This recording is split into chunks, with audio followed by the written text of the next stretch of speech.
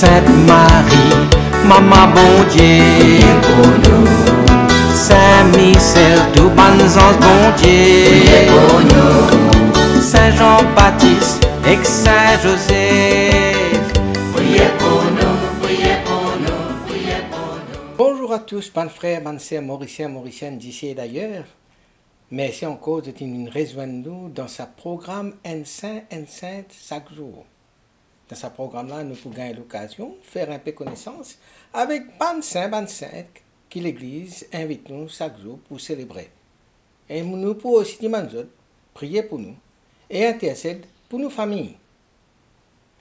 Aujourd'hui, 12 juillet, l'Église invite nous pour célébrer mémoire Saint Jean Gualbert. Saint Jean Gualbert, le patron de la Toscane, un forestier, un garde forestier, et le patron tout le monde qui peut lutter contre la vengeance et contre la haine. Et nous profitons de l'occasion pour saluer ban Jean, ban Gualbert, ban Giovanni, ban Gualberto. Imagine un homme fort, noble, mais en colère.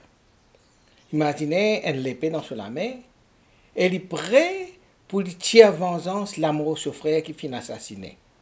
Il croise assassin sur frère dans la rue, dans une ruelle étroite, et là, il lève sur l'épée, mais là, nous trouvons une affaire inattendue. L'assassin tombe à genoux, lève sur les bras en croix et supplie lui.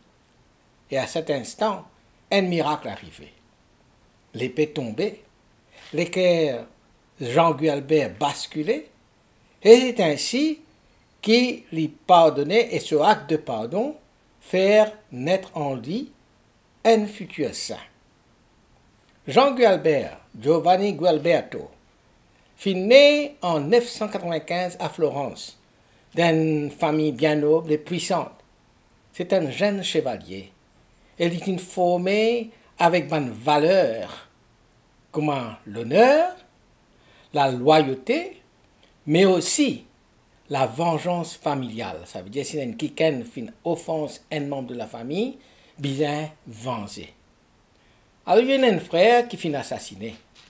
Et Jean, toujours pour tenir la valeur familiale en face de lui, pour respecter cette bonne valeur-là, alors il jurait pour venger son frère, comment Solonais exige à l'époque. Mais ce jour-là, c'était un vendredi saint. Alors, qu'il peut marcher dans Tilary, il trouve l'assassin, il paraît pour tuer l'assassin, ce frère-là. Son regard tourné vers le souvenir de la croix du Christ. Et le temps il trouve dans ce souvenir, dans ce lequel le Christ transpercé, sur lequel changé en même temps l'assassin, là même là peut demander pardon. Et Jean pardonne lui. Et sa décision-là libère lui complètement. Et c'est le début pour lui un nouveau chemin. Après cet événement-là, Jean n'est pas capable de retourner à la vie avant, comme il était avant. Alors il rentre dans un monastère, un moine bénédictin à San Miniato à Florence. Mais là, tout de suite, il est troublé par, comment dire, le relâchement spirituel et la corruption dans certains monastères. Alors Jean sentit l'appel pour vraiment élever la vie monastique, mais plus pure, plus radicale, plus évangélique.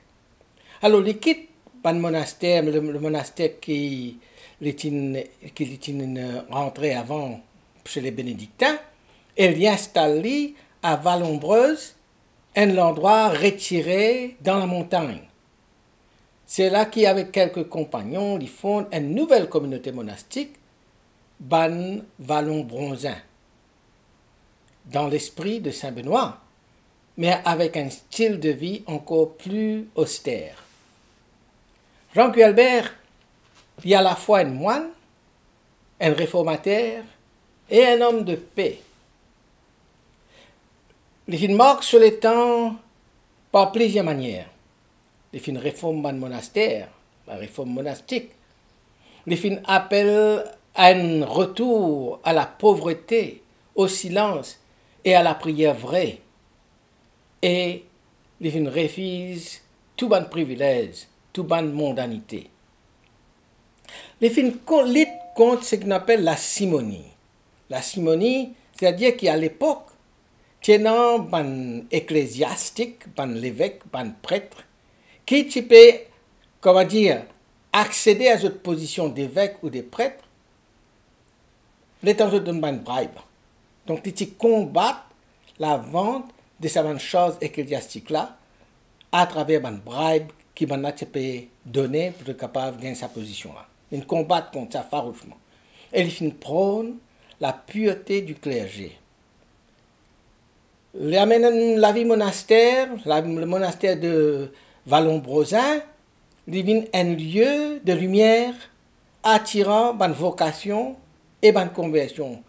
À l'opposé, c'est un monastère dans lequel il était avant, où il trouve beaucoup de corruption et puis un relâchement aux règles. Jean patinent la vie facile. Certains évêques, justement, c'est des évêques corrompus qui finissent gagner de place parce qu'ils ont un pays bribe là, tu détestes lui et tu opposes lui avec violence. Tu menaces lui, tu calomnies lui, fais palablo lui, et que ce bon disciple, tu persécutes. Mais jamais il finit répondre avec la violence, parce qu'il finit toujours reste fidèle à ce premier pardon. Son autorité spirituelle finit par rayonner jusqu'à ce que pape Léon IX soutenir lui et bénit ce bonne œuvre. Dans un monde où la rancune, la violence, la division menacent nous, Saint Jean Gualbert, montrez-nous que le pardon est possible même quand la blessure est profonde, que le changement personnel capable de conduire à une transformation sociale. Parce qu'imagine bien, d'abord, il finit une transformation intérieure de lui-même, qui finit pousser après pour aller faire une réforme dans un monastère, dans la société. Il vient rappeler nous que la sainteté, ce n'est pas la perfection, mais c'est une conversion continue, un choix courageux pour le bien qui nous fait tout le temps. Il invite nous pour prendre recul face à l'injustice et chercher Dieu dans le silence et mettre la foi en pratique par un choix concret qui nous fait. Jean Gualbert fut canonisé en 1073, un an après son mort, par le pape Alexandre II. Qui fait? Parce qu'il finit montrer qu'un cœur transformé peut transformer le monde. Il finit faire lui. Pas simplement vivre lui, mais il fait lui actuellement par bonne action. Et il finit montrer aussi que l'évangile qui nous choisit au lieu de la vengeance, c'est ça aussi qui amène à la sainteté. Le choix de l'évangile, le choix de la vengeance, c'est un choix qui nous vient faire. Et quand nous choisissons l'évangile, sur la vengeance, nous amène la sainteté. Les filles fidèles à la prière, à la vérité, à la réforme de l'Église. Et aujourd'hui, les patrons ban forestiers qui font. Parce qu'ils sont un monastère qu'ils finissent construire dans la forêt, dans la montagne, ils valorisent justement la forêt, la terre, la nature, et ils finissent vivre en harmonie avec eux. Mais il y a aussi et surtout un modèle de pardon radical et de réforme intérieure. Quand nous cause miracle qui est associé à Saint Jean Gualbert, donc, première affaire que nous avons réalisée, c'est ce miracle du pardon. Un Florentin, il habite en Florence, avec un code d'honneur qu'il a hérité de sa famille. Quand les Byzantins vendent 10 ans, vendent l'honneur de sa famille. Mais là, il est allé rencontrer sur l'assassin. Sur l'assassin tombe à genoux devant lui pour demander pardon. Et surtout, c'était un vendredi saint. Il est bouleversé par ça. Sur l'épée tombée, le temps il pense, Jésus même crucifié, Jésus même transpercé. Alors il dit, moi pas capable de refuser le pardon à quelqu'un qui demande moi sa pardon-là au nom de Jésus-Christ. C'est un geste radical qui fait le début de sa conversion. Ça, c'est un miracle intérieur qui est considéré comme un des plus puissants actes de miséricorde chrétienne. Alors, après l'expérience-là, les téléphone jette sur l'épée, il pardonne ce garçon-là, l'assassin-là, il rentre dans l'église, San Miniato, et là, il priait devant le crucifix. Et là, il trouve Jésus, comme si il incline la tête vers lui.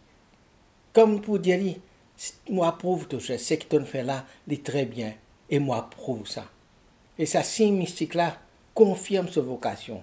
Sa miracle-là, c'est un signe de la présence vivante du Christ dans le pardon, dans le sacrement du pardon qui donne les mains de prêtre, mais dans le pardon qui nous-mêmes nous offre les uns avec les autres au nom de Jésus-Christ.